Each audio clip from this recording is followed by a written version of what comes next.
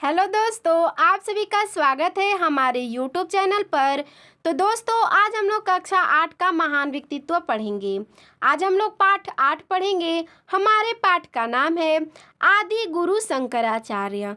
तो आज हम लोग इस पाठ का सारांश देखेंगे। चलिए देखते हैं। शंकराचार्य का बचपन का नाम शंकर था। ये जो शंकराचार्य है, इनके बचपन का नाम शंकर था। इनका जन्म 8वीं सदी में केरल में पूना नदी के तट पर स्थित काली गांव में हुआ। देखिए दोस्तों, इनका जन्म 8वीं सदी में, ठीक है, केरल के पूना नदी के तट पर स्थित जो कालड़ी गांव है, वहाँ पे इनका जन्म हुआ था। किसका? तो शंकराचार्य। और इनके बचपन का नाम क्या था? तो शंकर था। आगे देखते हैं। इसके पिता का नाम शिवगुरु व माता का नाम आरंबा था। देखिए दोस्तों, इनके जो पिताजी थे उनका नाम था शिवगुरु और माताजी का नाम आरंबा था। ठीक है। शंकर के पिता व दादा वेद शास्त्री के धुरंधर पंडित थे। ठीक है, अर्थात जो शंकराचार्य हैं, उनके पिता और दादाजी थे, उनको वेद शास्त्री का बहुत अच्छा ज्ञान था। ज्योतिषियों ने शंकर के पिता को बताया कि उनका पुत्र महान पंडित, यशस्वी और भाग्यशाली होगा। जो ज्योतिषी थे वो शंकर के पिता को बताते हैं कि आपका जो पुत्र है वो एक महान पंडित, यशस्वी और भाग्यशाली होगा। आगे देखते हैं।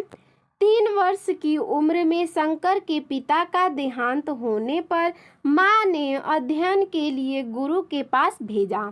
जब शंकर अर्थात शंकराचार्य 3 वर्ष के थे तो उनके पिता का देहांत हो गया। पिता के देहांत के होने के बाद माँ ने जो शंकराचार्य हैं उनको अध्ययन के लिए गुरु के पास भेजते हैं। थोड़े ही समय में वेद शास्त्रों और धर्म ग्रंथों में पारंगत होने से इनकी गणना प्रथम कोटि के पंडितों में होने लगी। फिर ये थोड़े समय के बाद ये वेद शास्त्र और धर्म ग्रंथ में परिपूर्ण हो गए, अर्थात इन्होंने इस ज्ञान का प्राप्ति कर लिया। और इस ज्ञान की प्राप्ति होने के बाद ये इनका जो प्रथम कोटि के पंडित थे उनमें गणना होने लगा।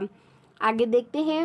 विद्या अध्ययन के बाद शंकर घर लौटे। जब इनका विद्यालय का अध्ययन अर्थात शिक्षा पूरा हुआ तो ये घर लौटते हैं।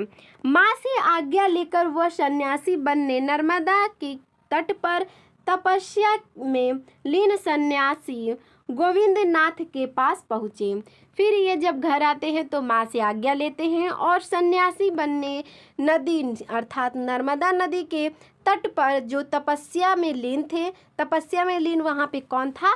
तो जो सन्यासी गोविंदनाथ थे वो वहाँ पे पहुँचते हैं। कौन पहुँचता है गोविंदनाथ के पास? तो शंकराचार्य। उन्होंने इनका नाम शंकराचार्य रखा। देखिए, शंकराचार्य का बचपन का नाम तो शंकर था, लेकिन उनका शंकराचार्य नाम किसने रखा? तो सन्यासी गोविंदनाथ ने। ठीक है। ये गुरु की अनुमति लेकर सत्य की खोज में निकल पड़े। और इनके गुरु कौन है? तो गोविंदनाथ। ठीक है। और उनकी आज्ञा लेकर वे सत्य की खोज में निकल पड़ते हैं। आगे देखते हैं। गुरु ने पहले काशी जाने का सुझाव दिया। जो इनके गुरु थे उन्होंने कहा कि तुम पहले काशी जाओ। काशी में गंगा स्नान करने जाते हुए उन्हें एक चंडाल मिला। देखिए दोस्तों, जब वो काशी गए और वहाँ की जो गंगा जी हैं उसमें वो स्नान करने गए तो वहाँ जब जाते हैं तो उन्हें एक चंडाल मिलता है। उसकी बातों से इन्हें सत्य का ज्ञान हुआ और उन जो चंडाल है उसकी बातों से इन्हें सत्य का ज्ञान होता है। आगे देखते हैं। इन्होंने काशी के प्रखंड विद्वान मंडल मिश्र और उनकी पत्नी भारती को शास्त्रार्थ में हराकर अपना शिष्य बना लिया। वहाँ पे जो क्या होता है, इन्होंने काशी के जो प्रखंड विद्वान थे मंडल मिश्र और उनकी पत्नी का नाम था भारती, उन दोनों को शास्त्रार्थ में हराकर उन दोनों को अपना शिष्य बना लिया था। किसने अपना शिष्य बनाया था? तो शंकराचार्य ने। ये बड़े बड़े विद्वानों को परास्त करने वाले दिग्विजय पंडित कुमारिल भट्ट से साक्षात करने प्रयाग धाम पहुँचे। देखिए दोस्तों, अब ये पहुँचते हैं प्रयागराज। जो वहाँ के दिग्विजय पंडित थे कुमारिल भट्ट, उनको भी वहाँ पे ससरात में हराने के लिए पहुँच जाते हैं। आगे देखते हैं। इसी प्रकार ये अन्य स्थानों पर भी भ्रमण करते रहे और इसी तरह ये बहुत जगह ऐसे ही भ्रमण करते रहते थे। जब ये श्रृंगेरी में थे तो इन्हें माँ की बीमारी का पता चला। जब ये श्रृंगेरी में थे तो इन्हें पता चलता है कि इनकी माँ बीमार है। ये तत्क्षण अपनी माँ के पास पहुँच गए और ये तुरंत ही अपने माँ के पास पहुँचते हैं। माँ इन्हें देखकर खुश हुई। माँ की मृत्यु के बाद लोगों द्वारा विरोध किए जाने के बावजूद इन्होंने माँ का दाह संस्कार किया। देखिए दोस्तों, जब ये माँ के पास पहुँचते हैं तो माँ इन्हें देखकर बहुत खुश होती है और माँ की जब मृत्यु हो जाती है तो लोग कहते हैं कि इनका दाह संस्कार नहीं होगा, विरोध करने लगते हैं। लेकिन लोगों के कितने भी विरोध करने के बावजूद भी जो शंकराचार्य थे उन्होंने अपने माँ का दाह संस्कार किया। आगे देखते हैं। शंकराचार्य ने धर्म की स्थापना के लिए सारे भारत का भ्रमण किया। जो शंकराचार्य थे उन्होंने धर्म का स्थापना करने के लिए भारत में भ्रमण करते थे, उन्होंने किया भी। उन्होंने नए मंदिरों का निर्माण कराया और पुराने मंदिरों की मरम्मत कराई। देखिए दोस्तों, जो शंकराचार्य थे वो नए मंदिरों का निर्माण कराते हैं और जो पुराने मंदिर थोड़े टूटे फूटे थे उनकी मरम्मत भी कराते हैं। लोगों को राष्ट्रीयता के सूत्र में पिरोने के लिए इन्होंने भारत के चारों कोनों पर 4 धामों या अर्थात मठों की स्थापना की।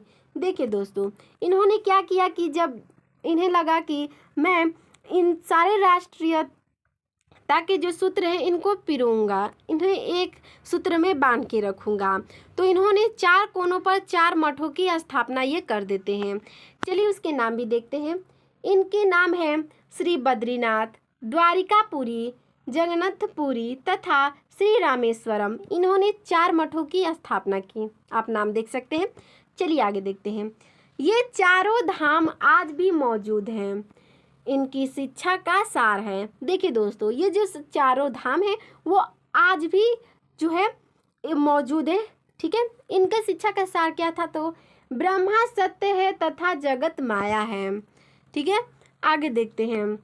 शंकराचार्य उज्ज्वल चरित्र के सच्चे सन्यासी थे जिन्होंने अनेक ग्रंथों की रचना की। जो शंकराचार्य थे वो उज्ज्वल चरित्र के थे और ये सच्चे सन्यासी भी थे। इन्होंने कई ग्रंथों की भी रचना की। 32 वर्ष की आयु में इनका देहांत हो गया। जब ये 32 वर्ष के हुए तो इनकी मृत्यु हो गई। उनका अंतिम उपदेश था, हे मानव, तू स्वयं को पहचान। स्वयं को पहचानने के बाद तू ईश्वर को पहचान जाएगा। देखिए दोस्तों, इनका अंतिम उपदेश क्या था कि हे मानव, तू अगर खुद को पहचान जाएगा तो तू ईश्वर को भी पहचान जाएगा, ठीक है। तो दोस्तों, आपको हमारा यह वीडियो कैसा लगा हमें कमेंट में ज़रूर बताइएगा। धन्यवाद।